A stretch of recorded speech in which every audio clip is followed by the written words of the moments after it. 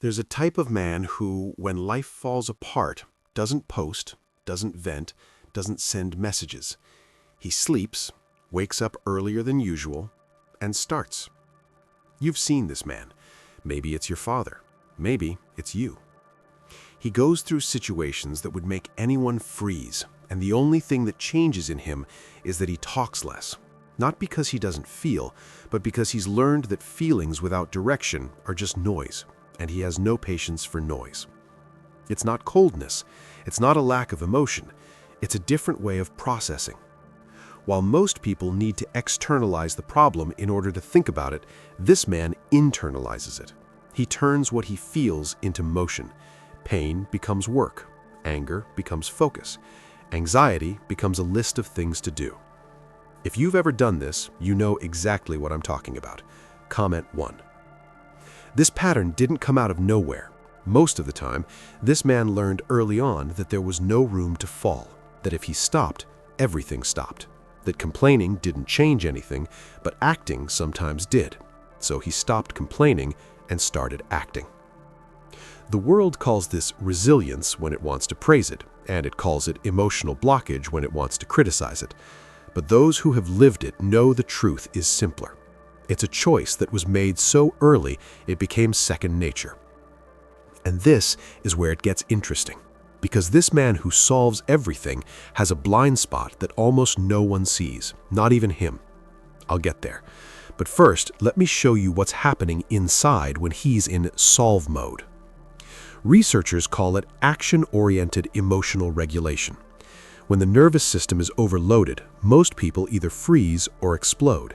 But some brains have learned a third path, channeling that activation into a concrete task.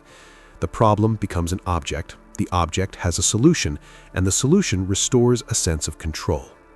That's why at his worst moment, this man starts cleaning the house, organizing the garage, working late. He's not running, he's reorganizing himself internally by doing something externally.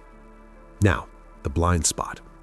That same mechanism that works so well in a crisis starts to take a toll on relationships, because the people around him don't just want someone who solves things, they want someone who is present, someone who says what he feels, someone who allows himself to be helped sometimes. And the man who only solves things learns to ask for help with the same difficulty he had as a child asking for a hug. He feels he needs it, but the words don't come out. Not out of pride, he just doesn't know how. No one ever taught him.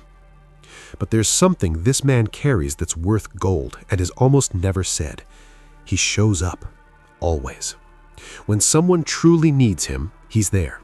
Not with the perfect words, not with the ideal advice, but with real presence. With the kind of stability that only comes from someone who has faced a lot and didn't run away. There's a name for this in attachment psychology, a secure base. And that's exactly what this man, without ever having read a self-help book, offers to the people around him. And today, in a world where complaining has become a language, where performing suffering gets attention, where vulnerability has been turned into a product, this man seems out of place. But maybe he's just from a different kind of time, the kind shaped not by what he was told, but by what he survived. A man whose calm didn't come from meditation, but from staying on his feet when he wanted to fall. Who doesn't need to prove anything, because he's already proven it to himself, more than once, in moments when no one was watching. If this video described someone you know, tag him here. If it described you, comment "still standing." And if you think this man also needs to learn how to ask for help, comment both. Because the rarest kind of strength isn't the one that never falls. It's the one that falls, gets back up, and still reaches out a hand.